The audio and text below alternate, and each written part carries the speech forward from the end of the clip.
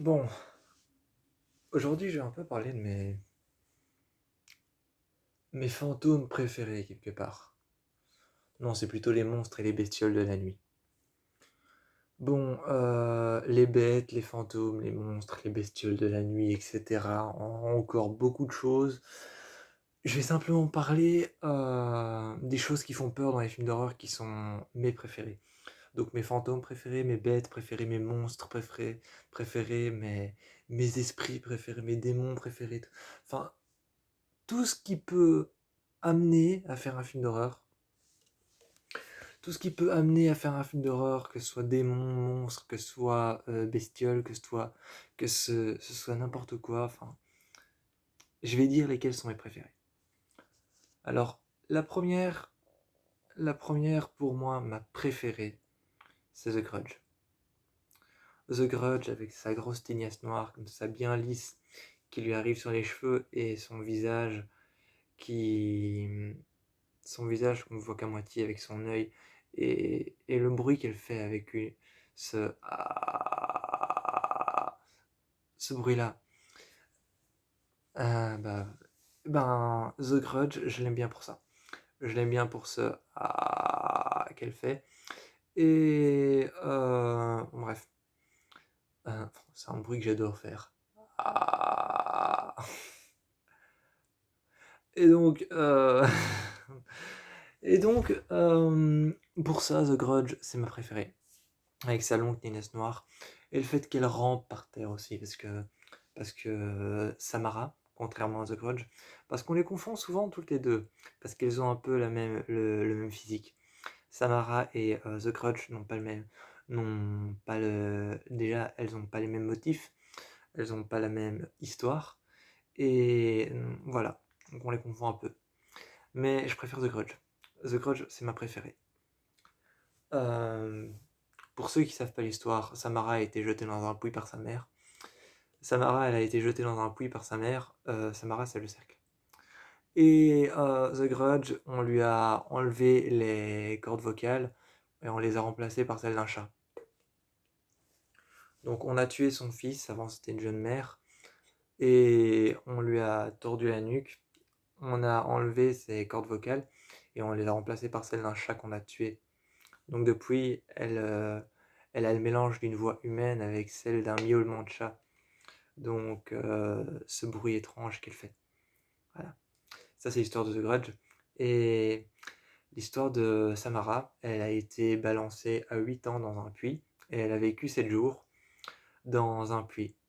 Et justement 7 jours, c'est le temps minimum, non pas minimum, c'est le temps maximum que tu peux vivre dans un puits. 7 jours, c'est le temps maximum que tu peux vivre dans un puits. Donc, et elle a vécu 7 jours dans un puits. Elle a survécu 7 jours dans un puits. Et c'est le temps maximum que tu peux vivre là-dedans. D'où vient justement la phrase 7 jours. Le temps que tu peux vivre dans un puits avant de mourir. Il te reste juste 7 jours avant de mourir. C'est pour ça que Samara laisse uniquement 7 jours. C'est parce que c'est le temps qu'elle a vécu dans le puits avant de mourir. Quelque part, c'est un peu une vengeance. Ensuite, le tueur de Vendredi 13. Je le trouve trop stylé. Surtout son masque avec les deux traits rouges. Et la bouche qui est recouverte de plein de petits points. Plein de petits trous comme ça. C'est pas des points, c'est des trous percés dans le masque. Je trouve ça hyper stylé avec les deux traits rouges. Donc le tueur de Vendredi 13, je sais pas si on peut le dire que c'est un serial killer. Je sais pas si on peut dire que c'est un serial killer, mais je crois que c'est plus un tueur en série. Parce qu'un serial killer, il tue sans avoir clairement de motif. Tandis qu'un tueur en série, il tue par série. D'où le nom tueur en série. Il tue par série. Donc oui, Vendredi 13, c'est plus un tueur en série qu'un serial killer. Mais on peut dire que c'est un peu les deux. C'est un peu la même chose, un serial killer tue parce qu'il a besoin de tuer et parce que c'est soit une pulsion, soit une envie. un tueur en série tue par série, donc par série de meurtres. Donc c'est un peu les deux. Ensuite, l'exorciste, donc la petite fille de l'exorciste, hein, je la trouve géniale. Avec cette phrase, c'est une belle journée pour un exorciste. Inoubliable. La petite marionnette de Saw, qui, avec encore une fois, avec cette phrase, on va jouer à un jeu, inoubliable. Donc la petite marionnette de Saw. Évidemment, inoubliable aussi, Alien. Inoubliable aussi, Amityville. Donc le père, ou alors, c'est souvent le père d'ailleurs qui est atteint, mais la personne qui a atteint dans Amityville, qui tue toute sa famille avec un fusil à longue portée. C'est un fusil à longue portée ou un fusil à pompe. C'est un fusil à pompe et à longue portée. Mais cette personne avec ce fusil en main qui tue toute sa famille, je trouve ça trop stylé. Ensuite, inoubliable aussi depuis 2015, enfin depuis 2013. Depuis 2013, inoubliable, Annabelle, donc la poupée. La poupée Annabelle, inoubliable hein, depuis 2013. Après Annabelle, depuis 2016, inoubliable, Valak, le démon. Et pour ceux qui connaissent Teen Wolf, donc pour ceux qui font partie de la grande team, des fans de Teen Wolf, je parle pas du Dr Valak. Hein.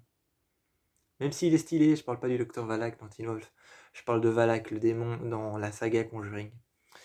Donc Valak, et le dernier, encore une fois, inoubliable, Norman Bates. Enfin, moi évidemment, je parle de la série sortie en 2016. Je parle de la série sortie en 2016, je parle pas des films Psychose qui sont sortis en 1900 et je sais plus combien. Je parle de la série, je crois que c'est 2016 ou 2015, Bates Motel. Bates Motel, je crois que c'est 2016 ou 2015, je crois que c'est plutôt 2015. Mais Norman Bates, inoubliable.